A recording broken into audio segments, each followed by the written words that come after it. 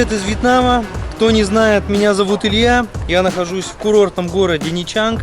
Смотрите, в какой я сегодня футболке с номером 456. Вот такая футболочка. Кто узнает, что это за футболочка, сразу ставьте лайк. Кто хочет себе такую же, обращайтесь ко мне, отправлю. Ну а сегодня я расскажу про жилой комплекс Наполеон Касл, который находится на севере Ничанга, где я и живу как раз. Меня уже давно такое видео просили сделать, но я все откладывал, все как-то не получалось. И с тех пор, как мы сюда приехали, я так и не смог записать это видео. Но может быть это и к лучшему, потому что у меня было время здесь пожить, заметить все косяки с этим зданием, с этим жильем. Поэтому смотрите это видео до конца, все расскажу по порядку. Наполеон Касл – это жилой комплекс, расположенный в северной части курортного города Ничанг во Вьетнаме. Строительство началось компанией Cat Tiger в 2017 году, а закончилось строительство в 2019 году, и с этого времени началось заселение сюда людей. Хотя и к 2022 году тут все еще остается много пустующих квартир. А их тут в сумме немало, ведь этажей здесь более 40. Есть 3D-модель этого здания, где показано, как должен выглядеть этот жилой комплекс в его завершенной стадии. Возле него оживленная улица, вокруг красивые аккуратные домики, удобный подъезд к парковке.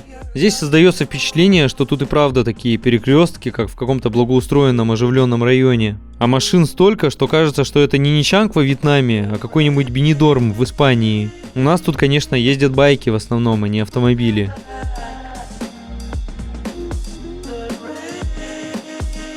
На проекте мы видим, что с лицевой части здания широкий тротуар, даже автобусная остановка есть. Также на этом проекте много зелени и деревьев. Что характерно, зелень здесь не только вокруг здания, но и на этажах посажены какие-то деревья.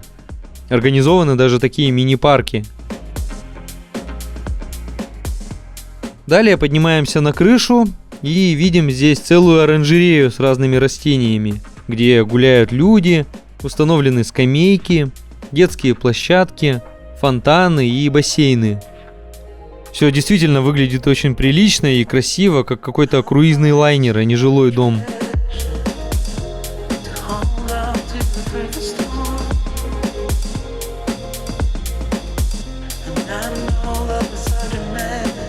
Купаясь, люди тут любуются закатом и релаксируют. Но только в Ничанге со стороны моря красивый восход солнца, а не закат. Вечером солнце уходит за горы, а не в море. И вот так, как тут показано, не полюбоваться.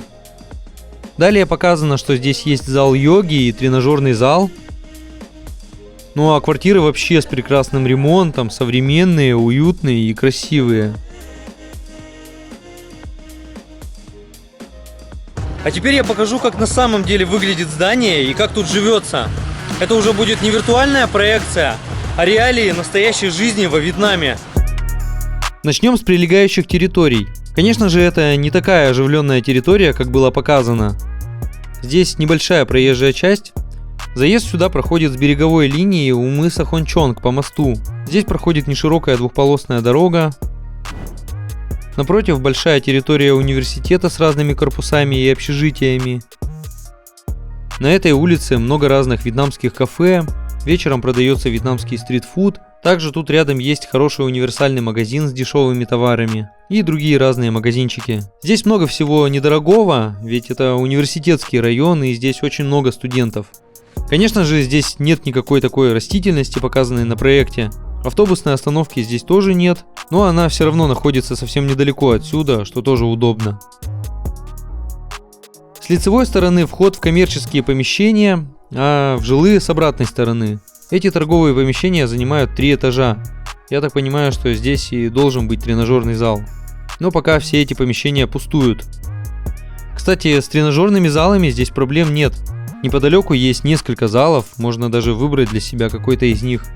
Никаких таких оживленных перекрестков здесь нет. Просто проезжая часть, а сбоку узенькая улочка шириной в 1 автомобиль.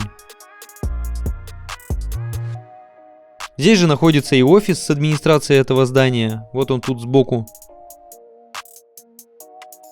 А с другой стороны здания просто такой тупиковый заезд. С 4-й стороны дома узкий проезд, забор и дома за забором. Далее мы попадаем на площадку, где сидят вот такие охранники в голубых футболках. Здесь лифты, 3 пассажирских лифта и 1 грузовой. Также и лестница здесь есть. Она здесь больше для пожарной безопасности, никто по ним обычно не ходит. Парковка здесь в несколько уровней. Они распределили так, что наверху паркуются автомобили, а байки внизу. Здесь еще вот такой лифт. Это лифт для офисных нежилых помещений, которые находятся на 2-3 этажах. И тут еще есть другие лифты. Для удобства, кто живет с этой стороны дома, удобнее пользоваться ими. Мы именно этими лифтами и пользуемся. Здесь же еще одна лестница есть. Я, наверное, единственный, кто по ней ходит. В качестве зарядки поднимаюсь пешком. Давайте я покажу еще нижнюю парковку. Внизу еще 2 уровня паркинга. Вот здесь достаточно много места, и пока помещаются все байки. А ниже еще такое же помещение, которое пока пустует и не используется.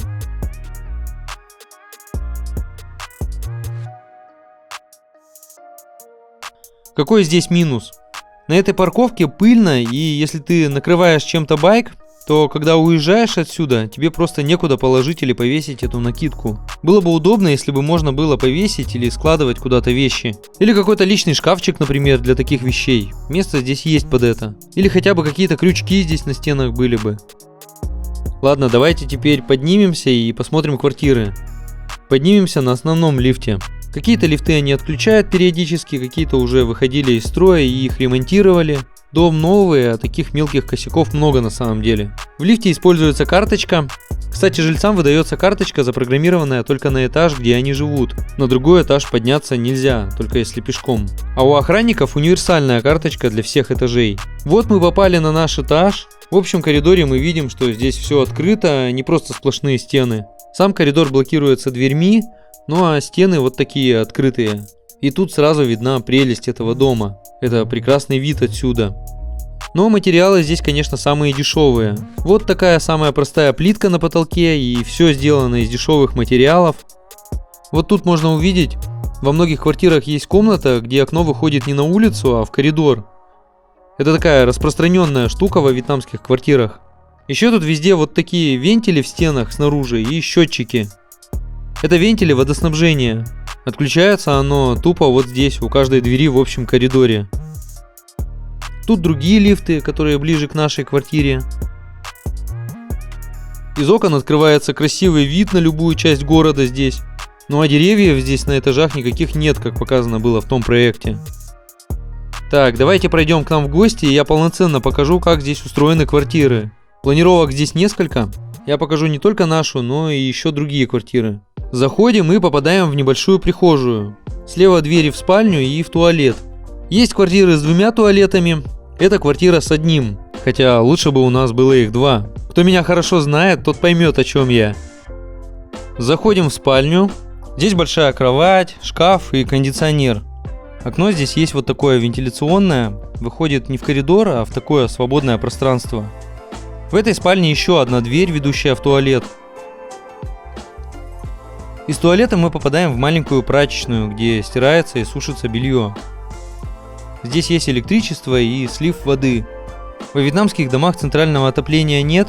Здесь ставятся либо баки на крыше, которые нагреваются от солнца, либо есть вот такие нагреватели проточной воды. Вот они установлены в каждой душевой здесь стандартно.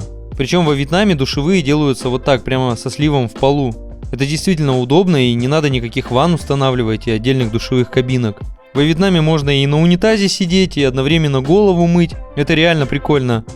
Еще во вьетнамских туалетах есть такая прелесть. Это вот такой душ вместо туалетной бумаги. Это очень гигиенично и более эффективно. Всем советую иметь дома такую штуку, и туалетная бумага не нужна. Далее здесь общий такой зал с кухней. Очень просторно, высокий потолок, мне очень нравится. Готовить удобно, и не нужно ужиматься и ютиться. У нас тут поставлен стол в центре напротив телевизора, где я смотрю ютубчик. Здесь столешница с двойной раковиной. Кухонный фартук из плитки. Это все стандартно здесь, вот даже написано «Наполеон». Есть вместимый холодильник, маленькая индукционная плитка и вот такие шкафы. Еще тут есть скамейка, которая раскладывается, и при наличии матраса можно спокойно здесь спать. Такая скамейка и вот такой журнальный столик со стеклянной столешницей – это стандартный вьетнамский набор. Во многих квартирах такое есть. Мы этот столик поставили сюда для кухонного использования, чтобы не нагромождать основную кухонную столешницу. Тут чайник и рисоварка. Вот еще у меня такая старенькая печка есть. Мне ее отдали ребята, которые покинули Вьетнам во время пандемии. Что тут еще есть? А тут есть еще одна спальня с очень классным видом из окна. Здесь мы видим остров Хонтре, где расположен Винперл. Там же и канатная дорога. Отсюда видим центральный пляж, площадь Лотоса и всю первую линию. Очень красиво. Первое время я тут вот так просыпался и шел к окну всегда любоваться видом. Но здесь, конечно, солнечная сторона и спать достаточно жарко, поэтому мы перестали тут спать. Ну а так тут тоже и кондиционер есть, большая кровать и шкаф. Еще в квартире есть маленький балкончик. Он, конечно, совсем узенький, но в принципе вдвоем тут можно постоять. В этом здании есть большое преимущество, это хорошая продуваемость, и здесь всегда холоднее, чем внизу. Жить в таких квартирах не жарко, и мы почти не включаем кондиционер. Это сильная экономия, потому что здесь хватает вентиляторов. Очень редко летом в самую жару можно перед сном минут на 10 включить кондиционер, а так обходимся без этого. А в зимнее время здесь даже очень прохладно, и даже вентиляторы можно не включать. Ветер тут продувает насквозь. Во время шторма в коридоре даже отрывало эту плитку с потолка и уносило ее на улицу. Бывают и такие сильные ветры. А когда сильная гроза, из окна тоже можно наблюдать мощный гром, молнии и сильные ветры. Даже страшно становится. И тут я могу указать на один косяк. При сильном дожде вода просачивается вот через такую раму. Установлены они не максимально плотно, имейте в виду. И вода может просачиваться вот здесь через дырочки. А здесь такое большое окно, а напротив другая квартира. У меня в комментариях даже спрашивали, что это за окно у меня в окне. Это да, такое забавное расположение. Окна выходят к соседям. У нас тут занавесок нет, и их, конечно, надо было бы повесить, если бы здесь напротив кто-то жил. Ну а так, конечно, тут можно смотреть шоу «Окна», как в телевизоре. Там видно, что у людей-то как раз есть везде занавески. Единственный раз тут было некомфортно без занавесок. Было дело, рабочие альпинисты шпаклевали здесь что-то. Висели прямо вот так напротив окон. Так посмотришь, на какой высоте они работают, самому страшно становится. Опасная у них работа, конечно. Вот еще пример квартиры. Это угловая квартира. Заходим и сразу попадаем в кухонную зону и зал. Такой холл, который заканчивается балконом. Справа двери в комнаты. Здесь небольшая комната, у которой тоже маленькое окно, выходящее в коридор. И тут еще маленькие отверстия для вентиляции. Следующая комната за стенкой еще меньше. Скорее всего, это под гардероб, какой-то склад.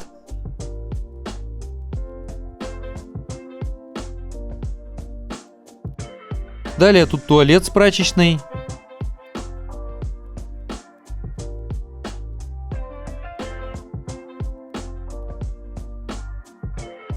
И еще полноценная спальня рядом с балконом. Из этой спальни попадаешь во второй полноценный туалет. В этой спальне большое окно, выходящее на город.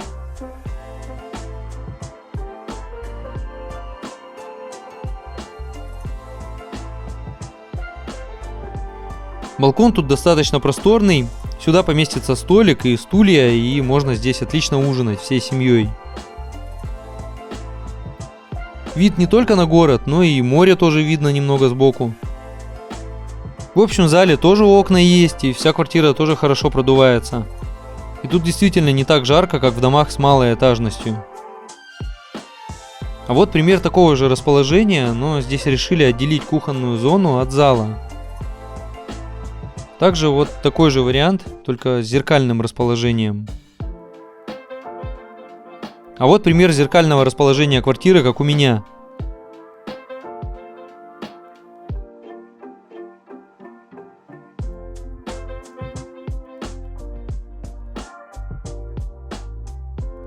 Ну вот мы видим, что везде стандартная кухня, вся отделка, двери, сантехника, холодильники и кондиционеры, все стандартное.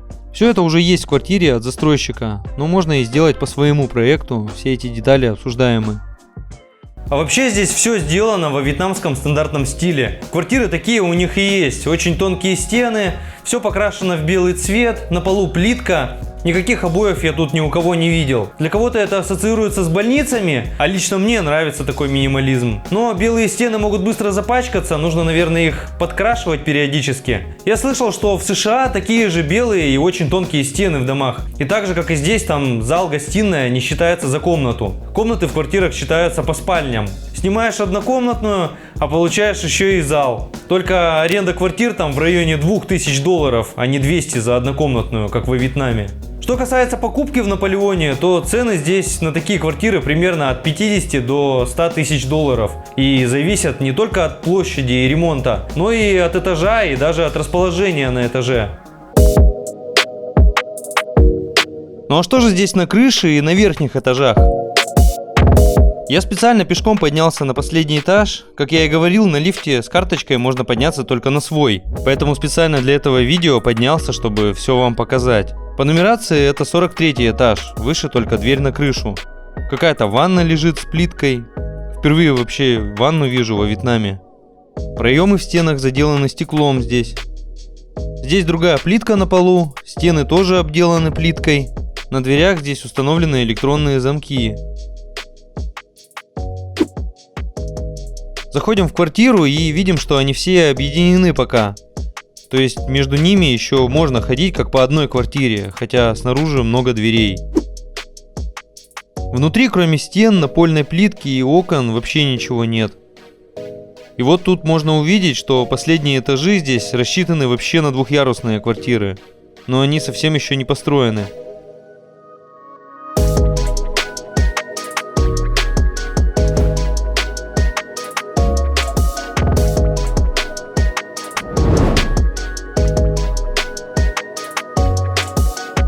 Ну а вот и крыша. Здесь ничего такого, как было показано в компьютерной модели, нет, и даже расположение совсем другое.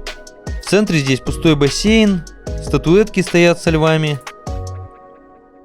Что-то здесь будет облагорожено, конечно, но совсем не так, как было показано. Но вообще интересно, почему они так назвали это здание? Наполеон Кастл переводится как Наполеонский замок. И что тут от Наполеона вообще? Обычное жилое здание со множеством квартир. На замок абсолютно не похоже. То, что они установили несколько статуй пушек и львов, вообще не делает это здание замком, и уж тем более никак не сближает с Наполеоном. Так что по мне это странный ход, конечно. Что еще хочу сказать? Это очень важно упомянуть. В этом доме как-то косячно сделан трубопровод. Наш сосед снизу начал жаловаться, что ему на голову капает с потолка, и ему приходилось ходить в туалет аж с зонтиком. В итоге тут у нас ремонтировали 2 дня, а мы были без привычных удобств. Здесь вскрывали пол, уплотняли трубы, при этом сказали, что уже в нескольких квартирах устраняли такую проблему. Плюс к этому внизу стен вокруг туалета начала образовываться влага. Вот видны такие влажные следы. А излишняя сырость может привести к плесени, и она тут точно будет, если это не устранить. Кто знает, как это устраняется, имейте в виду, что надо это сделать, если соберетесь покупать тут квартиру. А еще, когда у нас ремонтировали туалет, закоротило электричество вот здесь. Ни с того ни с сего начало сверкать. Тут потолок вот такой сделан, и в нем приглушенное освещение. И вот эта проводка вышла из строя. Тоже стрёмно было, так могло и загореться. Чуть реально пожар не случился. А сейчас давайте свяжемся и пообщаемся с Алексеем из России. Он дистанционно купил здесь квартиру, в ней никогда не был, и еще сейчас в ней делается ремонт. У него вариант планировки квартиры, как у меня, только зеркально. Добрый день, Алексей! Расскажите, как у вас возникло желание и идея купить здесь квартиру? Как выбирали? Кто-то посоветовал или вы сами как-то искали варианты? Был ли выбор еще какой-то? Мы во Вьетнам вообще путешествуем с 2012 года. Ну и как бы сравнивали, ездили в Таиланде, бывали. Но Вьетнам как-то нам больше так вот запал, значит, всем членам семьи. И с какого-то момента, ну, как бы начали задумываться, а не приобрести бы как жилье, да, ну, как люди обычно это делают. В 2018 году мы собирались по путевке вот как раз в Ничанг отдыхать. Узнали, что там, ну, вот, значит, люди, которые нам продавали путевку, турагентство, к ним там тоже обращались люди, как бы, и уже ехали за оформлением документов. А мы вообще на самом деле до этого времени не знали, что во Вьетнаме разрешено приобретение недвижимости для иностранцев. И вот оказалось, что с 2015 года как бы разрешено это делать, приобретать недвижимость. И мы, значит, когда были вот на отдыхе, проехали по двум комплексам, это, по-моему, Мунтань, правильно если называют, и как раз-таки вот этот строй, в тот момент еще он как бы там... Недостроено было. Недостроено, да. Вот как раз Наполеон Касл, вот это здание было. Ну, мы, конечно, так прошлись, нам понравилось, в общем-то, вот этот Наполеон, потому что, во-первых, как бы новое жилье, и нам показалось так, более просторные такие квартиры там. Вот, мы посмотрели, нам понравилась, в общем-то, планировка. Ну, единственное, там балкон очень маленький такой, его как бы и нет, по сути. А вы в этой своей квартире даже и не были, да? Конкретно в этой мы не были, мы даже не знали, что мы там в этом будем доме именно приобретать. Мы просто завезли нас на этот объект, как бы, вот эта девушка. Мы с ней прошлись на какой-то этаж, там даже не помню на какой, ну, куда-то на высокий этаж. Вот, посмотрели, как бы, да, ну, все так просторно, нормально. Потом мы еще проехали в Мунтань, там, ну, там вторичная была какая-то квартира, вторичное жилье. Ну, тоже посмотрели.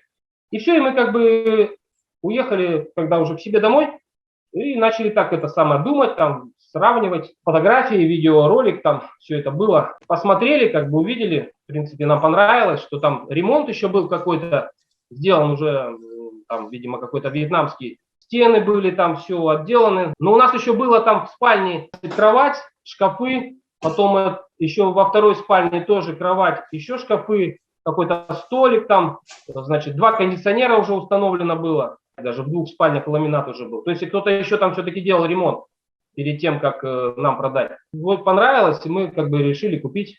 А вот у вас балкон выходит на здание напротив. То есть из вашей квартиры вида нет такого, как в других квартирах. Вы об этом вообще знали? Здесь просто все так вплотную строится. А у вас как раз этажей не хватает по высоте. И вид как раз прямо на этот дом. Вот этот минус, конечно, это как бы дистанционные покупки. Вот этот минус единственный, который я вижу, и вы на него правильно обратили внимание. Ну, наверное, скидка есть из-за этого. Дешевле стоит за счет такого расположения? Да, была небольшая, видимо, скидка, потому что такие квартиры, если бы не было этого здания, я так понимаю, вообще подороже там эти квартиры стоят. Порядка там на $3000, я думаю, дороже так вот стоит такая квартира. Тем более еще, если там какой-то минимальный ремонт. Ну, еще момент какой нам там, я немного там читал тоже, другие люди, кто приобретали жилье, они говорят, что даже вот когда меньше солнца попадает, вроде бы как в окно, где-то там теневая такая сторона, то там, говорит, намного меньше требуется, чтобы охладить это помещение. Вот это как бы послужило нам небольшим таким, скажем так, бонусом, так, потому что немного тоже расстроились из-за этого здания. Да? Ну, потом как бы немного подумал, да, что думаю, ну, значит, будет больше тени. Вот, в общем-то, из спальни там есть какой-то обзор достаточно. Море все равно там с 4-го этажа по-любому не видно. 4-й этаж, он как бы очень низкий, чтобы увидеть там море, да? Ну да, там полностью загорожен вид весь. Там у вас квартира вообще на другую сторону даже от моря. Ну, я имею в виду, да, даже если бы на ту сторону было, все равно 4-й этаж очень низкий. Ну да, получается. А скажите еще по поводу косяков в доме. Вы про это знали что-то? Вам рассказывали? Тут проблемы с трубами есть, еще что-то, может, вам сообщили? Там как бы строительные какие-то были недоработки, я так понимаю. В этом доме после какого-то тайфуна очередного что-то там у людей произошло с порывами труб, водоводов каких-то в ванне. Возле унитаза там какие-то краны установлены были слабые. Ну, мы там оплатили услугу, там что-то 1500 рублей обошлась. Заменили там какой-то кран на более качественный, там, я так понимаю, сантехники местные. Ну и все, этим дело ограничилось. И вот еще сейчас, вот когда перед ремонтом тоже был какой-то тайфун, и там у нас, оказывается, в спальне, где в углу тоже шкаф, немного протекала стена, там какая-то обнаружилась тоже щелка снаружи, там, недоработка там по строительству, и они как бы обещали там или уже устранили. Пока вот не знаем, вроде бы должно все быть нормально. Долго не было никаких проблем, вроде бы. Даже были циклоны. Почему-то вот эта щель, она сразу себя не проявила. То есть мы до этого как бы тоже просили, ну, посмотрите, пожалуйста. Приходила девушка, вот, смотрела, там нам сообщала, фотографировала, говорит, все нормально. Ну, то есть, правда, там смотришь, все стены нормальные, полы там нормальные, не вздутые. То есть нигде дождь не попадал. А вот, то есть мы думали, что все нормально. А вот буквально вот перед тем, как начать ремонт, опять зашли, вот, видимо, ну, строители или кто там, который ремонт делает, Ну и сообщили, что есть такая проблема по стене, ну там есть сырость. Собственно говоря, и начали поэтому там устранять. Это именно щель в стене или через окно протекает? У меня просто через раму немного просачивается вода. Я тоже подумал сперва, что где-то подоконник или что-то там рама. Сказали нам, что где-то щель была какая-то или стык какой-то там на стене, снаружи, видимо. Там. Ну, я так понял, может, я неправильно понял. Вроде как стена там что-то со стеной произошло. У вас там нестандартный в квартире ремонт еще делается? Этот проект от управляющей компании или сторонняя компания прорабатывала? Мы хотим немного сделать по-другому. В этом нам что еще понравилось в этой квартире? Что там вот эта комната для сушки белья, так называемая, как позиционируется. Прачечная, да. И из нее, а вы знаете, что во вьетнамских же комплексах, в этих ваннах, там душевых кабин вообще негде поставить. Там только занавеску там можно, да, максимум воткнуть. А вот нам подсказали, что вот люди делают вот так, переделывают вот эту сушильную комнату, прачечную вот эту. Там делают и ставят нормальный душ. И в ванне, соответственно, освобождается место, там можно поставить тоже и стиральную машину там, и ну, все прочее. Вот, в общем, вот этот ремонт мы тоже решили сделать, и чтобы поудобнее было пользоваться. Очень хорошо, когда отдельно душевая отделена от остального там блока, скажем так, ванной.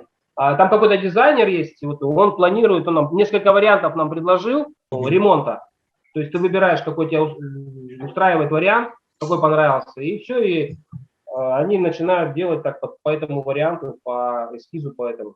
А вот у меня в квартире окно большое в зале, а у вас на месте окна стена. И без этого окна, конечно, света меньше попадает в квартиру. И у вас там еще зеркало установлено на этой стене. Зеркало там на стене. Опять же, зеркало уже было там, то есть тоже мы покупали уже вот эта зеркальная стена, там она была. Но, кстати, она тоже, понравилась, что там, не просто там покрашенная стена, а что-то там установлено. Там. Ну и светильники, там потолок был переделан еще, там как-то сделан. Не черновой вот этот потолок был. Итак, подведем итоги. Какие есть минусы в жилом комплексе Наполеон Кастл? Основное, наверное, это проблема с трубами. Нужно устранять эти косяки на стадии ремонта, чтобы потом не пришлось переделывать. Сырость на стенах, которая приводит к плесени. Есть какие-то щели, откуда может затекать вода при сильных штормах. Далее это тонкие стены, но во Вьетнаме везде так. Что еще тут выявилось? Здесь начали появляться муравьи. Вообще они тут очень много где, и изначально было очень радостно заселиться в новый дом без муравьев. Сначала я их видел на улице, внизу, на основании дома, а теперь их можно увидеть и на этажах. У нас они тоже появились. Я их травлю, конечно, борюсь с ними, поэтому сильно не мешают, но все равно уже не так, как было изначально. И еще есть такой момент. Ко мне в квартиру залетают разные насекомые. Я некоторых таких насекомых вообще до этого не видел нигде. Муравьи, это понятно, они появляются и живут в доме. Какая-то мошкара тоже залетает, это ерунда. Тараканы тоже залетают везде. А здесь такие еще тропические большие тараканы. Некоторые их боятся, но они тоже опасности не представляют. Хотя они тоже мерзкие, конечно. Было дело, поселились у нас тут сверчки под столешницей. И каждый вечер на всю квартиру их вот этот свист был. Я сначала не убивал их, как-то жалко было, а потом смотрю, они размножились и уже действительно надоели с этим писком. Вот на такие случаи у меня спрей есть. Я их убил, муравьев тоже можно так убивать и всех остальных. Залетела однажды медведка, залетают какие-то бабочки, другие всякие летающие насекомые, которых я не знаю. Я так понимаю, что здесь из-за открытого пространства им проще залететь сюда. Преград нет, и они стремятся сюда на свет, наверное. Кто боится насекомых, имейте в виду, что тут такое бывает. Но есть тут одно насекомое, которое действительно представляет опасность. Это вот такое летающее насекомое, похожее на муравья.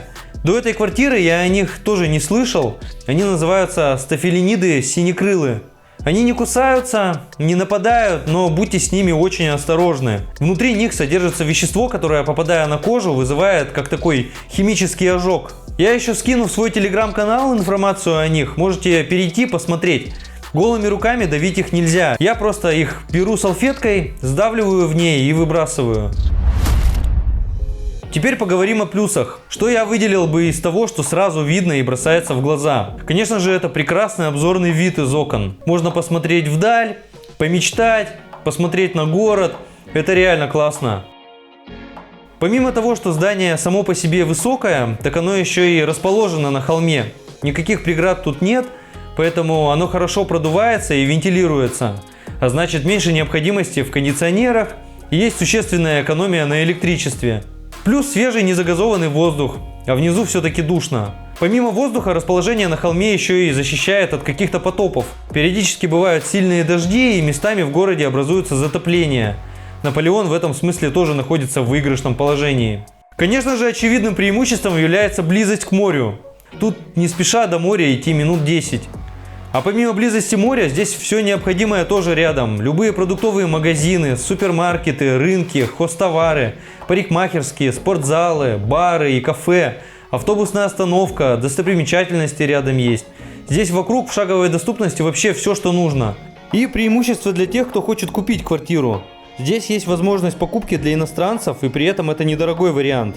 Для иностранцев срок владения это 50 лет. А для вьетнамцев здесь пожизненные владения, что тоже не везде.